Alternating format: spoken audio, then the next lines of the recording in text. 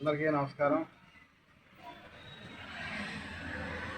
ఆంధ్రప్రదేశ్ మన అమరావతి రాజధాని రైతులకు, ఆంధ్రప్రదేశ్ ప్రజలకి, మీడియా మిత్రులకు, అన్ని పార్టీలకి, నాయకులకి ఈరోజు మన ఈ ఏఆర్ఎస్ పార్టీ జేకేఆర్ ఈ యొక్క రైతుల కోసం చేస్తున్న సెకండ్ కూలింగ్ మీద ఈ రిలే నిరసన దీక్ష దాదాపు 400 రోజులకి వచ్చింది. ఎందుకంటే మనం చూస్తూనే ఉన్నాం, గతంలో నుంచి కూడా 400 రోజుల నుంచి ఈ యొక్క కూలింగ్ అని చెప్పి చాలా దాదాపు పొలం తీసుకొని అమ్ముకోవటమే ఒక లక్ష్యంగా పని పెట్టుకున్నారు. వాళ్ళు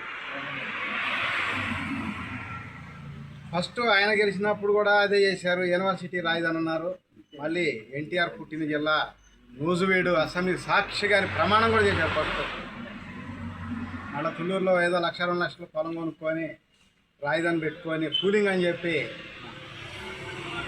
ఎకరానికి 30,000 కౌలు ఇస్తాం, 25 సెంటుకు కూడా ఎకరం కౌలు ఇస్తాము, 10 సంవత్సరాలు ఇస్తామని చెప్పి 5 లక్షలు, 2 లక్షలు, 3 లక్షలు కొనుక్కొని పొలం 4 కోట్లు 5 కోట్లు చేసుకున్నాం.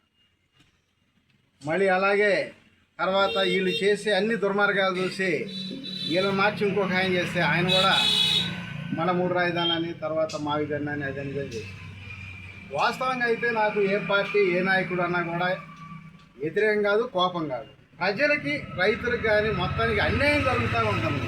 వాళ్ళ స్వార్థప రియల్ ఎస్టేట్ రాజకీయాల కోసం జనం జీవితాలతోటి చెరగాటం ఆడుతున్నారు.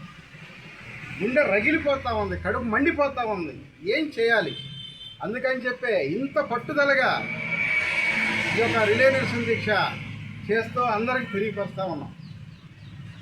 అయితే వాళ్ళకి తెలుసు పరిస్థితులు. ఈ ప్రజలు ఏది ఏమైనా మనకే ఓటేస్తారు కదా, ఆయన కాకపోతే ఈయన కాకపోతే ఆయన కాయలు చేస్తారు కదా అనే యొక్క ఉద్దేశంతో వాళ్ళు ఉన్నారు. గతంలో మంచి పనులు చేస్తే రెండోసారి గెలిచారు వైఎస్ఆర్ గారు కానీ, అలాగే చంద్రబాబు నాయుడు గారు కూడా ఫస్ట్ సీఎం అయినప్పుడు 95లో జన్మభూమి కార్యక్రమాలు పెట్టి దొంకలై బాగు చేసి ఆయన మళ్ళీ రెండోసారి సీఎం.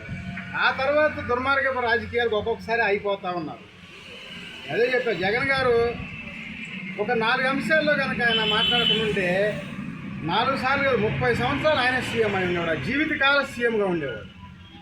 ఈ యొక్క ల్యాండ్ టైటిల్ యాక్టు, అలాగే 3 రాజధానులు, అలాగే మద్యం, ఇసుక, ఈ 4 వలన ఆయన 151 సీట్ల నుంచి 11 సీట్లకి రావడం జరిగింది. అలాగే ఎందుకంటే అందరూ కలిసి ఒప్పుకున్నారు. ఆ రోజు 2014లో ఇక్కడ రాజధాని వచ్చింది, రాష్ట్రం వెళ్ళిపోయింది కాబట్టి మాకు ఇష్టం 30,000 ఎకరంగా ఆయన చెప్పాడు, ఈడు చెప్పాడు.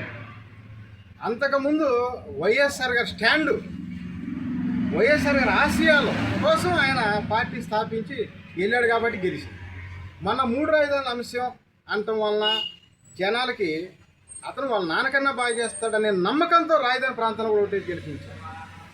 ఆ తర్వాత ఏం జరిగింది? ఇతను అలా చేయడం లేదు, ఇతను మాట తప్పాడు అని చెప్పి ఓడియడం జరిగింది. ఆ విధంగా మళ్ళీ వీళ్ళు కూడా అదే అటు రాజధాని అని, ఇటు రాజధాని అని, రియల్ ఎస్టేట్ రాజధాని, సెకండ్ కూలింగ్ అని. మరి మళ్ళీ మన 2014 ముందు ఇన్ని చెప్పారు కదా, 24 ముందు ఇన్ని చెప్పిన వాళ్ళు 24 ముందు సెకండ్ కూలింగ్ తీసుకున్నా చెప్పారా? ఒక్క మాట చెప్పలా. ఈ జనానికి ఇచ్చిన సూపర్ 6 పథకాలు మాత్రం మర్చిపోతున్నారు, అరాకొరా చేస్తున్నారు. కానీ ఇచ్చిన వాగ్దానాలు మర్చిపోతారు. కానీ ఈడ సెకండ్ కూలింగ్ అని చెప్పకుండా సెకండ్ కూలింగ్ ప్రకటించుకొని 1 లక్ష ఎకరాలు, 2 లక్షలు, 3 లక్షల ఎకరాలు తీసుకొని వాడు ఇష్టానుసారం అమ్ముకేసుకోవాలని చెప్పి ఆలోచనతో చేస్తాం. అందుకని ఇవన్నీ గమనిస్తూ ఉన్నాం మనం కూడా. ఏది ఏమైనా సరే ఎకరానికి ₹1 లేదా గవర్నమెంట్ ఎలక్షన్ 4 రేటింగ్లు ఇచ్చి 250 గజాలు ఇవ్వాలని చెప్పి మనం 400 రోజుల నుంచి నిరంతరంగా పోరాటం చేస్తాం. ఒకసారి ఆలోచిస్తే 151 11కు వచ్చినట్టు, ఆ తర్వాత ఈ యొక్క 164 ఉన్నాయి అనుకుంటున్నాను. 164కి 4 వచ్చిన ఆశ్చర్యం లేదు, అసలు రాకపోయినా 0 వచ్చిన ఆశ్చర్యం లేదు. మనం అడిగే డిమాండ్ నెరవేర్చి కనుక వెళ్తే రైతులు కానీ ఈ రాష్ట్రం రేపు ఎలక్షన్కి 100% శ్రీకారం నుంచి దాకా మంచి ఆలోచన విధానాలు ఉన్నారని చెప్పి వేస్తారు, గెలుస్తారు. అట్ట కాకుండా వాళ్ళు ఇష్టం సరే ఒంటెద్దు పాకడ పోయి వీళ్ళు చేసేది ఏముంది, ఇట్లాంటి వాళ్ళు ఎంతోమంది చూసాం, వస్తూ ఉంటారు, పోతూ ఉంటారు, ఏం చేస్తారులే అని ఒక ధీమాగాను వ్యక్తం చేస్తే ఆల్రెడీ జగన్ గారికి అర్థమైపోయాయి కదా. కర్నూలు నుంచి గుంటూరు వచ్చాడు, విశాఖ నుంచి విజయవాడ దాకా వచ్చాడు. ఇంకొకరు ఉంది, ఇంకొకరు ఏంటంటే గుంటూరు నుంచి నిడముక్కలాకి వస్తే 1, విజయవాడ నుంచి రాజధానిలోకి వస్తే ఎల్ టైప్లో 7, కాస్త అటు రాజధానిలో తిరిగితే 5, 175కు 175 స్కీమ్ షాట్ కొట్టేస్తారు జగన్ గారు. ఈ ఒక్కటి చేస్తే చాలు, 100% ఇది గ్యారంటీ జరిగి తీరిద్ది. అర్థమైందా? ఇంకోసారి చెప్పాలా. కర్నూలు నుంచి గుంటూరు వచ్చాడు 3 రాజధానుల పేరుతో, మళ్ళీ విశాఖ నుంచి విజయవాడ వచ్చాడు. అలాగే గుంటూరు నుంచి నిడముక్కలు లాగేస్తే 1, విజయవాడ నుంచి రాజధానిలోకి వస్తే ఎల్ షేప్లో 7, అక్కడ కాస్త రాజధానిలో తిరిగితే 5, 175కి 175 వచ్చి తీరుతాయి వైఎస్ఆర్ అని చెప్పి గ్యారంటీ రాసిస్తా. ఎందుకంటే ఇవాళ అలాంటి పరిస్థితులు ఉన్నాయి. వీళ్ళ మీద వ్యతిరేకత, వీళ్ళ దౌర్జన్యాలు, వీళ్ళ దాడులు.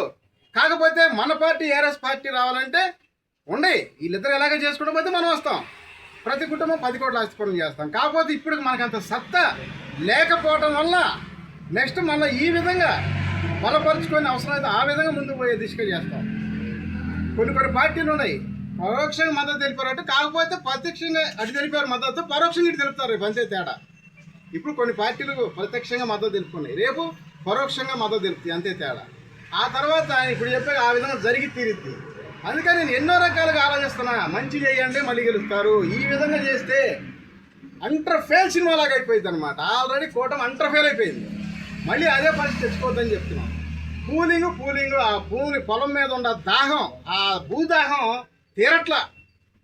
నేను అందుకైనా సరే భూదాహం తీరకపోతే కొంత డబ్బులు ఇచ్చి ఫ్లాట్లు ఇవ్వండి, పాట పెట్టి అమ్మండి, 100 కోట్లు కొంటారు. పక్క రాష్ట్రాలు చూస్తలేదా? ఏం చేయలేదా గతంలో? మరి అట్టెందుకు అమ్మరు? పావులాకి 10 రూపాయలకి ఇస్తామంటారు, రైతుల దగ్గర భూమి ఊరకు రావాలంటారు. అంటే వాళ్ళు టోటల్గా ఏంటంటే రైతుల దగ్గర పొలం మాత్రం ఊరకు రావాలి, ఈ ప్రజాధనం పెట్టి డెవలప్ చేసుకోవాలి, వాళ్ళే లక్షల కోట్లకు అమ్ముకోవాలి. నేనంటుంది అలా కాకుండా ఈ విధంగా చేస్తే ఎకరానికి ₹1 లేదా గవర్నమెంట్ వాల్యుయేషన్ ప్రకారం 4 రెట్టింపుల ప్రకటించండి, 1250 గజాలు ప్రకటించండి. వెంటనే మీరు 1 లక్ష కావాలన్నా 2 లక్షలు కావాలన్నా కూడా ఎకరాలు ఇస్తారు, డెవలప్ అయింది. శ్రీకాకుళం నుంచి చిత్తూరు దాకా ఈ రాష్ట్రంలో అన్నీ కూడా 5 కోట్లు 10 కోట్లు అటు అయిపోయింది పొలాలు. రాష్ట్రం అంతా ఇక్కడ ఎకరం 100-200 కోట్లు కూడా అయింది. మీరు ఏమి లేకుండా డెవలప్ చేయకుండా 12 సంవత్సరానికి ఇదే రకంగా నడుపుతూ ఉన్నారు.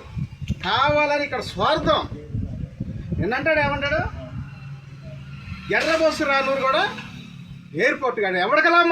మీరు ఎయిర్పోర్ట్ కడితే ఎవరికి లాభం? మీ స్వలాభ్యం కోసం 1 లక్ష కొనుక్కొని 100 కోట్లు చేసుకోవడానికి కట్టారు ఎయిర్పోర్ట్. అక్కడ మన విశాఖలో ఉన్న ల్యాండ్ ఎయిర్పోర్ట్ తాము ఎకరం 400 కోట్లకి అమ్మునో కాలం కట్టారు అక్కడ ఎయిర్పోర్ట్. అక్కడ రైతులు మొత్తం పొలాలన్నీ దోషేసుకొని కట్టుకున్నారు. అక్కడ రైతులు కూడా పొలాలు ఒకసారి అడగండి, పోయి మీడియాలో కూడా ఒకసారి అర్థమైంది. జరిగేది ఇది అన్ని స్కామ్ భూ స్కామ్లు ఇవన్నీ బయటపడాలి. ఫస్ట్ రాజధానిలో ఉన్నారు, ఫస్ట్ కూలింగ్లో ఏ స్థాయి వాళ్ళు ఎంత ఎక్స్ట్రా రాసుకున్నారో నాకు తెలుసు. నేను చేస్తా అక్కడ 1 నెల అవకాశం ఏంటి? జగన్ గారు అవినీతి లేదన్నారు కానీ నేను చేస్తా ఒకే నెలలో అక్కడ ఎవరెవరు ఎంతెంత ఎక్స్ట్రా రాసుకున్నారో నాకు తెలుసు. 29 గ్రామాల్లో తీసి చూపిస్తాను అనమాట. 1 నెలలో మొత్తం తీసి చూపిస్తా. ఏ స్థాయి వాళ్ళు నాయకులు కొంతమంది అధికారులు ఎలా రాసుకున్నారో. అలాగే ఇవాళ సెకండ్ పూలింగ్లో ఏంటంటే ఆ పరిస్థితి లేదు. మొత్తం రీసర్వే పేరుతోటి కరెక్ట్గా రాసుకున్నారు. ఇక్కడ కూడా చిన్న ఇంకా ఉన్నాయి. వీలైనంత వరకు దాదాపు 99% న్యాయపరంగా రీసర్వే జరిగింది. ఈ ప్రకారంగా అక్కడ డబ్బులు ఇవ్వకుండా తీసుకున్నా ఒకటే ఫస్ట్ పూలింగ్లో, ఇక్కడ డబ్బులు ఇచ్చి తీసుకున్నా ఒకటే. డబ్బులు ఇచ్చినా కూడా ప్రభుత్వానికే లాభం ఎక్కువ ఉంటుంది, పొలాలు ఎక్కువ ఉంటాయి. ఈ విధంగా ఏదంటే నేను అన్నీ కూడా ఆలోచన చేసి చేస్తా ఉన్నా.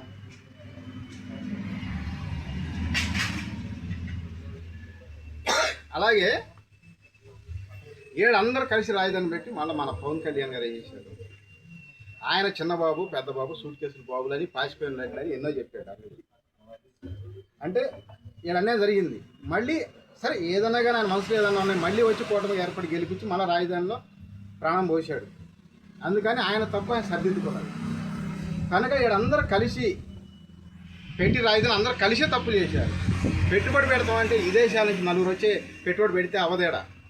మన రాష్ట్రంలో వాళ్ళు అన్ని దేశాలు పోయి సంపాదించుకొచ్చి పెట్టుబడి పెడతారు.